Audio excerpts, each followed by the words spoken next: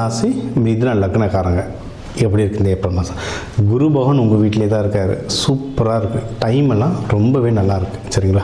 அப்போவும் சிலது வந்து நம்ம கேட்போம், வேறு என்னென்னலாம் நல்லதுன்னா என்னென்ன கல்யாணத்துக்கு டைம் நல்லாயிருக்குங்க. ஆனால் அதை ட்ரை பண்ணோம். நிறைய பேர் என்கிட்ட கேட்டிருந்தாங்க, சார் கல்யாணம் ஆகணும் நீங்களே ஒன்றும் ஆகலையே அப்படின்னு கேட்டாங்க. ட்ரை பண்ணோம்ல. எனக்கு ஒரு பையன் கேட்டிருந்தான், நான் எப்படி பார்க்காம இருக்கோம், உங்களுக்கு டைம் சூப்பராக இருக்கப்பா, என்ன வீட்டுக்கு ப்ரொப்போசல் வருதா? வருது சார். நீ போறியான்னா நானாக போகலை சார், பார்த்துக்கலான்னு விட்டு வச்சுருக்கேன் சார் அப்படின்னாரு. வருது, ஆனால் நீ ஏன் ட்ரை பண்ணலன்னா அது எப்படி நடக்கும்? ஸோ உங்களுக்கு வந்து கண்டிப்பாக விண்டோ வரும். சரிங்களா? இன்னொன்று, உங்களுக்கு சில பேருக்கு வந்து இப்போ 90s கிட்ஸ் நம்மளுக்கு 80s கிட்ஸ்லேயே ஒன்று நிறைய பேர் பெண்டிங்கே இருக்காங்க கல்யாணம் ஆகாமல். ஏதாவது 1 2 3 ஏதாவது ஒரு விஷயம் அட்ஜஸ்ட் பண்ணுற மாதிரி தான் இருக்கும். அட்ஜஸ்ட் பண்ணிட்டீங்கன்னா தாராளமாக கல்யாணம் இருக்கும். கல்யாணத்துக்கு வந்து டைம் வந்து ரொம்ப சூப்பராக இருக்குது. சரிங்களா? இன்னொன்று மிதுன ராசிக்காரங்க லக்னக்காரங்க நிறைய பேர் அந்த லவ் மேரேஜ்லாம் அமையதுக்கு எக்கச்சக்க வாய்ப்பு இருக்குது. யாராவது நிறைய பேர் சொல்லுவாங்க, இந்த ஏஜுக்கு மேலே பண்ணிக்கலாம், நான் வேலையில் செட்டில் ஆகிட்டு வீடு வாங்கிட்ட பிறகுலாம் பண்ணிட்டேன்னு சொல்லுவாங்க. அதெல்லாம் எப்போ வேணால் பண்ணிக்கலாங்க. இப்போ இருக்கிற உடல்நிலைக்கு நீங்கள் இப்போ நிறைய இடத்துல நம்ம பார்க்குறோம், இல்லை லிட்டரலாக ஊருக்கு ஒரு IVF சென்டர் வந்துடுச்சு. சரிங்களா? அதனால் ஏஜ் இருக்கும் போதே பண்ணிக்கிறது ரொம்ப நல்லது. இப்போவே 2K கிட்ஸ்லேயே நிறைய பேருக்கு உங்களுக்கு மிதுனம் ராசி லக்னம்ல இருந்தால் கல்யாணத்துக்கு ஆப்பர்ச்சுனிட்டி நிறைய வரும். எர்லி 20s இருந்தீங்கன்னா கூட தாராளமாக பண்ணிக்கோங்க. டைம் சூப்பராக இருக்குது. லவ்வாக இருந்தால் வீட்டில் சொல்லி நீங்கள் பண்ணிக்கிறதுக்கும் ரொம்ப நல்லாயிருக்கு. என்னென்னா எதிரிகள் தொல்லை ரொம்ப கம்மி. எதிரிகள் அப்படின்னா உள்ளே புந்து குழப்பறவங்களுடைய தொல்லை ரொம்ப கம்மியாக இருக்குது இப்போ இருக்க டைமுக்கு. அதுதான் ரொம்ப முக்கியம். ஏன்னா முதல்ல லவ் பண்ணுறவங்கள பேசி கன்வின்ஸ் பண்ணுறது பெரிய விஷயம். நம்ம வீட்டில் இருக்கிறவங்கள கன்வின்ஸ் பண்ணுறது அதை விட பெரிய விஷயம். எல்லாத்த விட பெரிய விஷயம் தான் நம்ம சொந்தக்காரை கன்வின்ஸ் பண்ணுறது. இல்லை புதுசாக யாராவது சம்மந்தமே இல்லாமல் உள்ளே வந்து அட்வைஸ் பண்ணுவாங்க, அவங்கள இது பண்ணுறது தான். அவங்களோட தொல்லைலாம் பெருசாக இருக்காது இந்த டைமில். ஸோ நீங்கள் இது வந்து பக்காவான டைம். தாராளமாக கல்யாணம் பண்ணிக்கோங்க. அதுவும் உங்களுக்கு எதுனா கடன் தொல்லைகள் இருந்ததுன்னா, ஏதாவது உடல் உபாதைகள் எதுனா இருந்ததுன்னா அதெல்லாம் கூட இப்போ ரொம்ப கம்மியாக இருக்கும். ஏன்னா கடன்லாம் வாங்கினீங்கன்னா அதெல்லாம் நிறைய அடைச்சி வந்திருப்பீங்க. நிறைய நல்ல விஷயங்கள் தொடர்ந்து நடந்துக்கிட்டே இருக்கும். அதனால் இது சூப்பரான டைம். கல்யாணம் பண்ணலாம். மேரேஜ் ஆனவங்க எதனா மகப்பேறு ட்ரை பண்ணுறீங்கன்னா தாராளமாக ட்ரை பண்ணலாம். டைம் வந்து ரொம்ப நல்லா சூப்பராக இருக்குது. இது ஒன்று. உங்களுக்கு என்ன உடல் உபாதைகள் அப்படின்னு வந்ததுன்னா மோஸ்ட்லி ஸ்கின் அலர்ஜி வரும். மிதுன ராசிக்காரங்களாம் பார்த்திங்கன்னா நிறைய பேர் ஷேவே பண்ண மாட்டாங்க, ட்ரிம்மே பண்ணிட்டு இருப்பாங்க. சார் எனக்கு பிளேடு பட்டாலே ஸ்கின் ஒரு மாதிரி ஆகும் சார் அப்படின்வாங்க. அந்த ஸ்கின் அலர்ஜிஸ்லாம் ரொம்ப ஜாஸ்தியாக இருக்கும். அவங்களுக்கு சில வழிமுறைகள் இருக்குது. இந்த புளிலாம் ரொம்ப அவங்களுக்கு ஒத்துக்காது. புளி குழம்பு எல்லாம் ஒத்துக்காது பெருசாக. நான்வெஜ் சாப்பிட்றவங்களாம் இந்த கருவாடுலாம் பெருசாக ஒத்துக்காது. ஸோ அந்த உடல்நிலை அதுக்கேற்ற மாதிரி வச்சுக்கிட்டிங்கன்னா இந்த உடல்நிலை சார்ந்த இஷ்யூஸ் எதுவாக இருந்தாலும் சால்வ் ஆகிடும். கடன் பிரச்சனைகள் எதனா இருந்தால் அதுவும் கம்மியாகிடும்.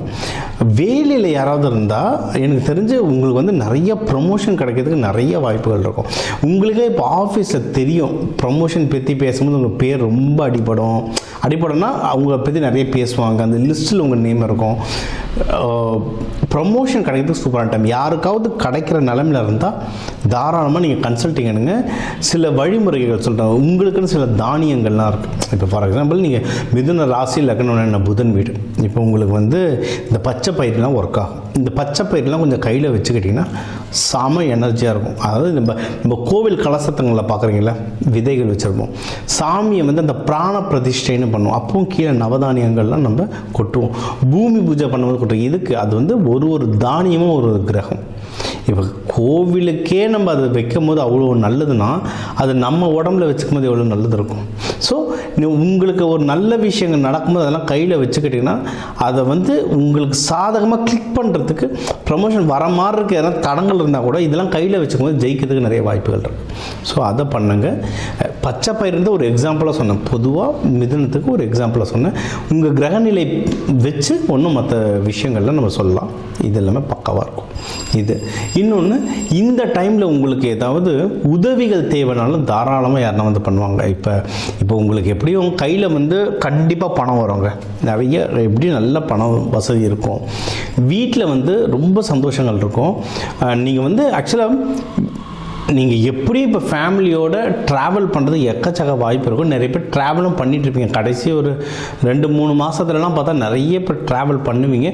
பண்ணலன்னா இப்போ ட்ராவல் பண்ணுங்கள், அதுக்கான ஆப்பர்ச்சுனிட்டி இருக்குது. இன்னொன்று, இந்த டைம் ட்ராவல் பண்ணும்போது சந்தோஷம் அதிகரிக்கும். இப்போ நம்ம சொல்கிறோம்ல, இந்த டைமில் கல்யாணம் பண்ணுங்கம்மா நேரம் நல்லாயிருக்கு, இந்த டைம் வெளியூர் போங்க இல்லை வெளிநாடு போங்க நேரம் நல்லா இருக்குன்றாங்கல்ல. இது இதே மாதிரி எல்லா விஷயத்துக்குமே நல்ல நேரம் கண்டுபிடிக்கலாம்.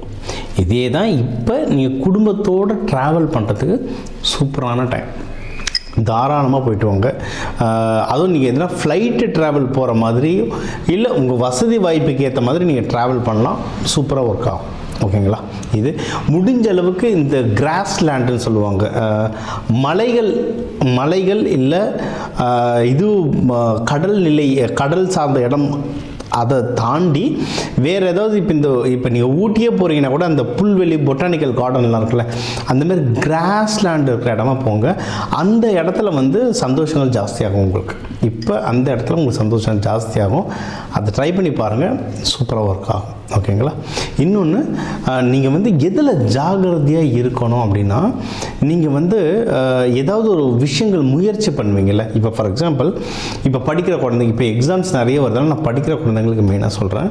புதன் நீங்கள் எப்படி நல்லா படிப்பீங்க, நல்லா ரேங்க் எடுப்பீங்க. என்னென்னா கடைசி நேரத்தில் எப்படின்னா ஏதோ ஒரு விதமான குழப்பம் வந்துடும். முயற்சி நைட்டு படிச்சுட்டு தூங்குடா காலையில் எக்ஸாம் இருக்குன்னுவாங்க. நம்ம இல்லை நான் சீக்கிரம் எழுந்து படிக்கிறேன்னு சொல்லிட்டு படுத்துருவோம், லேட்டாக எழுந்துப்போம், நமக்கு நம்மளே ஆப்பு வச்சுப்போம். இந்த மாதிரி குழப்பங்கள் வரும். அதிலிருந்து வெளியே வந்துட்டிங்கன்னா சூப்பர். எப்படி வெளியே வருது? காலையில் எழுந்து படிக்கிறேன்னு சொல்கிறீங்களா, வேணாம், இப்போவே முடிச்சு வச்சுருவோம். நம்ம நல்லா படிப்போம், ஏற்கனவே படிச்சிருக்கோம். பட் போர்டு எக்ஸாம் போகிறவங்களாம் நீங்கள் ஒரே பாடத்தில் நிறைய தடவை படிப்போம். சரிங்களா? நல்ல ப்ராக்டிஸ் பண்ணணும், ஹார்ட் ஒர்க் பண்ணுங்கள். நைட்டு உட்காந்து முடிச்சிட்டிங்கன்னா, அந்த நைட்டு உட்காருதுன்றதை விட அந்தந்த வேலையை நீங்கள் அப்போவே முடிச்சிட்டிங்கன்னா தப்பிச்சிட்டிங்க. இந்த ஒரு லூப் ஹோல்னுவாங்க, இப்படி தான் கிரகம் வேலை செய்யும். அந்த லூப் ஹோல்லேருந்து வெளியே வந்துட்டிங்கன்னா தப்பிச்சிட்டிங்க. இன்னொன்று, பெரியவங்களுக்கு கம்யூனிகேஷன் இஷ்யூ வரும். ஆஃபீஸில் நீங்கள் ஒன்று சொல்லுவீங்க, எதிர்க்கிறவங்க வேறு மாதிரி புரிஞ்சுப்பாங்க. நீங்கள் ஆஃபீஸாக இருந்தாலும் சரி, வீட்லேயே இருந்தாலும் சரி, நீங்கள் ஹஸ்பண்டோ ஒய்ஃப் கிட்டேயோ நீங்கள் ஒன்று சொல்ல போய் அவங்க வேறு ஒன்று புரிஞ்சுப்பாங்க. Communication issue. இது முடிஞ்ச அளவுக்கு பச்சை காய்கறிகள் சாப்பாட்டில் அதிகமாக சேர்த்துக்கோங்க. இது புதனை நல்லா வலுப்படுத்தும்.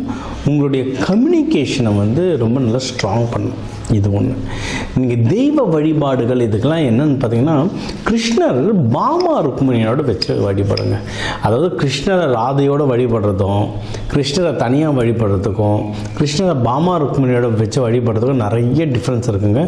அதாவது நீங்கள் வேண்டும் போது அந்த ரியாக்ஷன்ஸ் நீங்கள் வேண்டது தெரியும், அந்த டிஃப்ரென்ஸ். அதை வச்சு பண்ணுங்க, ரொம்ப நல்லா வரும். பெருமாள் வழிபாடு, திருப்பதி பெருமாள் வழிபாடு ரொம்ப நல்லது. இப்போ இது எடுக்கிறது புதன்கிழமை காலையில் பார்த்தா ஃப்ரெண்டு ஒரு திருப்பதியில் இருக்கான், கரெக்டாக ஒரு ஃபோட்டோ அமைச்சான் என்ட்ரிங் திருப்பதின்ட்டு. அதிலே தான் இவங்களுக்கு சொல்கிறேன், பெருமாள் வழிபாடு சூப்பராக வேலை செய்யும். திருவாதிரையில் இருந்தீங்கன்னா நடராஜர், சிவபெருமன், அந்த நடராஜர் கோலம் ஒன்றும் நல்லாயிருக்கும். வில்வம், துளசி, பெருமாள் அந்த துளசி, சிவன் அந்த வில்வம் கொடுத்து வழிபடுங்க. இந்த ஏப்ரல் மாதம் ஒரு சுபிக்ஷமான மாதமாக அமையும்.